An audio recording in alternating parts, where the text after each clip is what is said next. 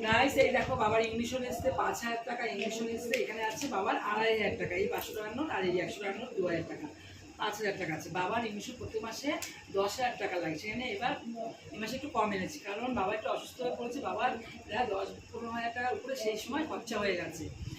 একের পর এক ডাক্তার দেখিয়েছি, ওষুধ এনেছি, ইংলিশন করিয়েছি, প্রেশারের প্লাস তোমার ব্লাড টেস্ট, পরপর 2বার ব্লাড টেস্ট করানো হয়েছে, টাকাটা বেশি পরিমাণে চলে গেছে। আর বাবার টাকা দিয়ে বাবার প্রত্যেক মাসে ট্রিটমেন্ট হয়, আমাকে দিতে হয় না বা কোনো ছেলেকে দিতে হয় না। এবার কিছু ট্রিটমেন্ট করে কিছু থাকে না, যেটুকু একটু তো দিদি আমরা আস্তে আস্তে বাবা নিজে রাখে পকেটে কিছু, সেটাই আমাদেরকে দেয় খেতে দিতে, নাহলে বাবার টাকা খাওয়ানোর খরচা হয় না বা কাজে লাগাতে পারি না। যাই হোক বাবারটা বাবা লাগে, বাবাকে আমাদের দেখতে হয়, ট্রিটমেন্ট করতে হয়। কিন্তু এই যে 5,000 টাকা ইঞ্জেকশন এসেছে, আছে বাবার 2,500 টাকা, 2,500 টাকা কে দেবে? দেবো আমি, কেউ দেবে না, না দেবে তো ভাই, না দাদা, না দিদি, কেউ দেবে না, আমি দেবো। কিন্তু অনেকে ভাবে যে বাবার টাকা থেকে যায়, না, বাবার প্রত্যেক মাসে টাকা ট্রিটমেন্টে হয়ে যায়, বাবাকে দিতে হয় না।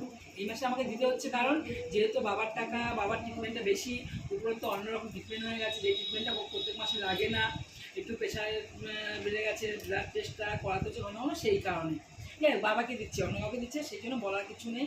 এবার আমি কোথার থেকে দেবো? ছেলে মেয়ে স্কুলের মায়নাটা আমি রেখে দিয়েছি দিতে দিনে, আমার বড়মশাই বলছে কি হলো মায়না দেবেন, আমি বলছি না বাবু লাগতে পারে ইংলিশন আনার জন্য। প্রত্যেক মাসে 8টা ইংলিশনই করাতে হয়, এই মাসে ছিল, গত মাসে একটু বেশি আনিয়েছিলাম ছিল সেগুলো, আর এই মাসে দুটো কম হচ্ছে। দেখ মাস শেষ হয়ে যাচ্ছে, আবার আনিয়ে নেবো, সেটা বড় কথা না, আমি ঠিক চালিয়ে নিই। প্রত্যেক মাসে 8টা ইংলিশন করানো হয়ে যায়, 8টা না হলে হয় না।